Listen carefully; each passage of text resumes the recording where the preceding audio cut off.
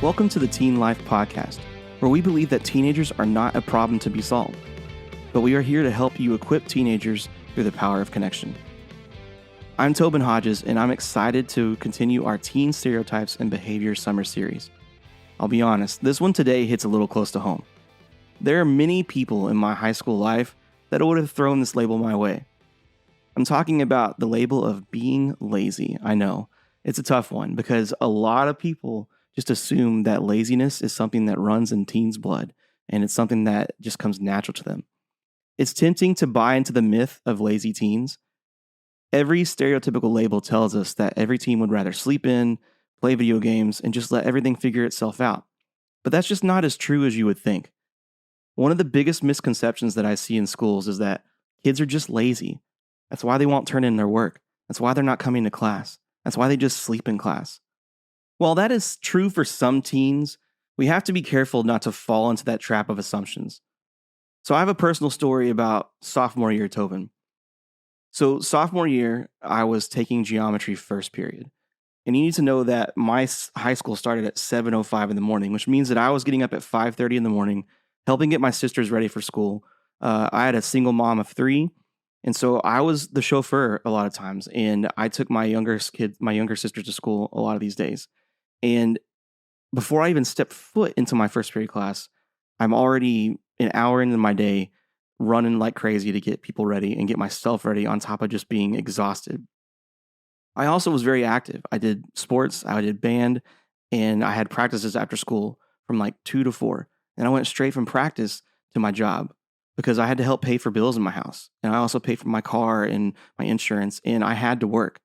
So I'm not getting home until 10:30, 11 every night, which means that I'm gone from roughly 6:30 in the morning till 10:30 to 11 every night before I even get a chance to get home and relax, do homework, do anything I want to do.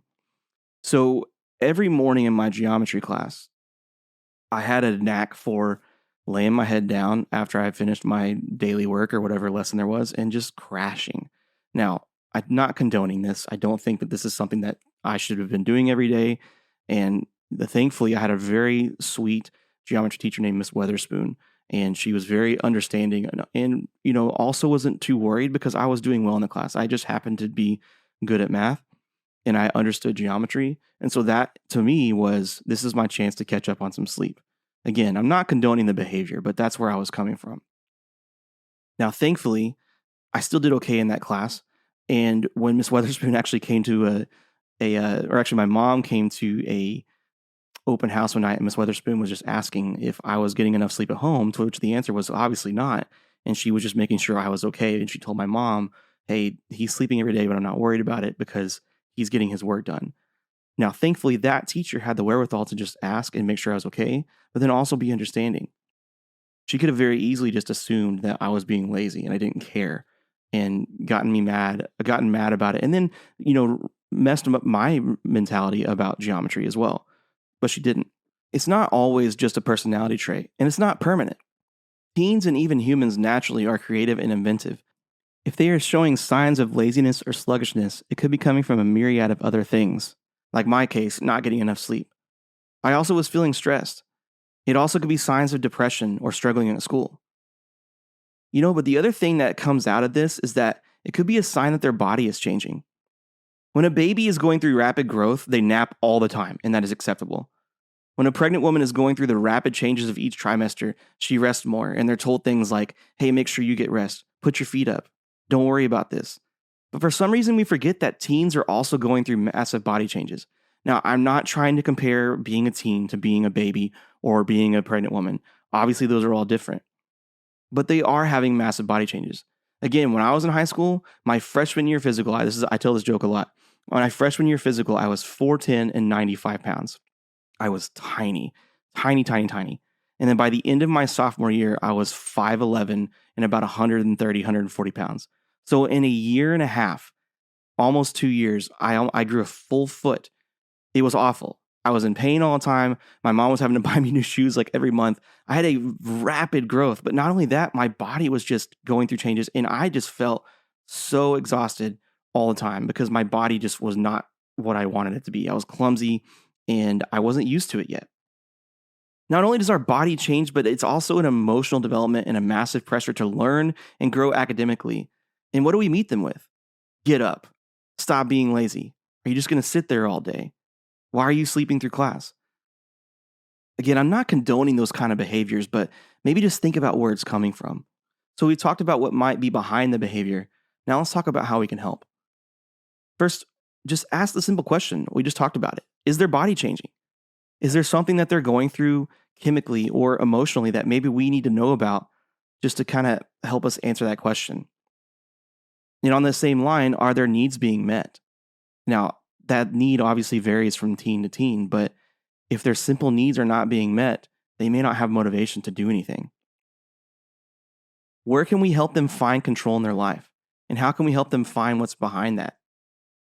And if we're talking about schoolwork, is their work too difficult or is it too easy? The work needs to be challenging enough to be interesting, but never too challenging to be overwhelming. Now, obviously, we don't have control over all that. Sometimes in school, that just is the way it is. So it also might be telling them like, hey, this is just the way it is. Put your head down, get your work done, and then let's figure out a way to, to do that. But the biggest way we can help them, and this is going to be hard, as a parent of a teen, I am guilty of this as well.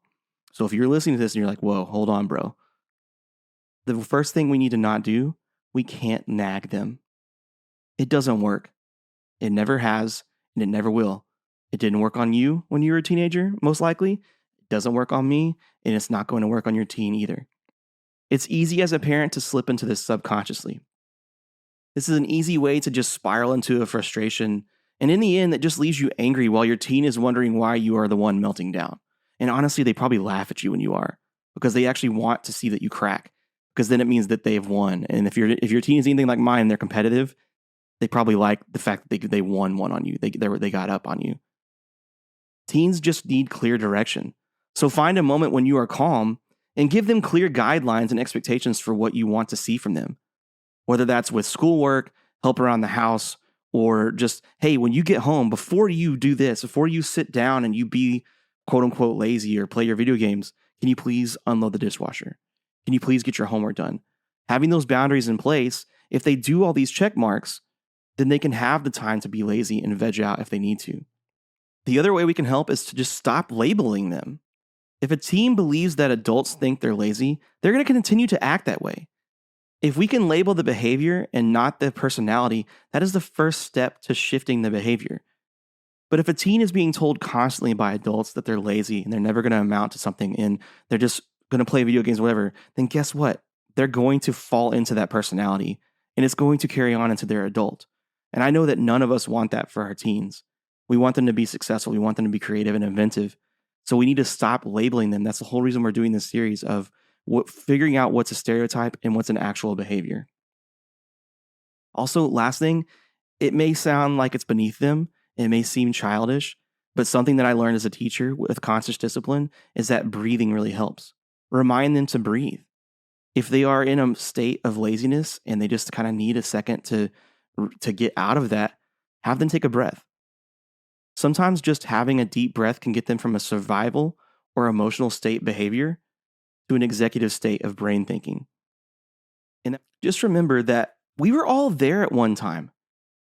Being a teenager is hard, and being a teenager today is even harder. There's so many things that are distracting them, so many things that they can get their hands on that tell them, hey, just sit here and scroll for hours. Hey, just sit here and level up for hours. Hey, just sit here and do things that are detrimental to your mental health. They already have a ton of challenges coming their way. We don't need to be an extra person that's creating challenges for them. So we've heard all the reasons what might be behind the behavior, and we've heard ways that we can help. But here's one practical way we're going to end every episode with, is something that you can text or say to your teen today. I actually pulled this straight from the Nurturing Wisdom website, which we'll link in the bio. But here it is. Just tell them with your phone, I can tell that you're hurting. I know you're not a lazy person. So something really tough must be keeping you from showing who you really are. I'd like to help you figure out what that is and work through it. Man, that's great. When I read that, I was like, there's nothing I can say that's better than that. So I pulled it directly from that website. Basically, what you're showing them is, hey, I see you. I see that you're not yourself. How can I help get you to who you need to be? There's nothing you can do better than that. Showing them that you hear them and showing them that you care and showing them that you're going to be with them. You're going to connect with them and make sure they get what they need. I know that this topic is tough and it's possibly triggering for your household. While I was researching for this episode, I actually myself was reading things and learning myself as a parent of a teen of, man, I need to do a better job of that. I hope that you come away today just thinking of at least one thing that you maybe have gained on how to connect with your teen better. Don't forget to subscribe to our podcast and follow us on social media. Review us on your favorite podcast app. And if you have a friend who has a teen that you think might could benefit from this, text it to them. We want to make sure that everybody is getting the help that they need because that's the most important part. Because remember, being a teenager is hard. We hope that you're enjoying this summer series and we can't wait to see you next week for our next topic.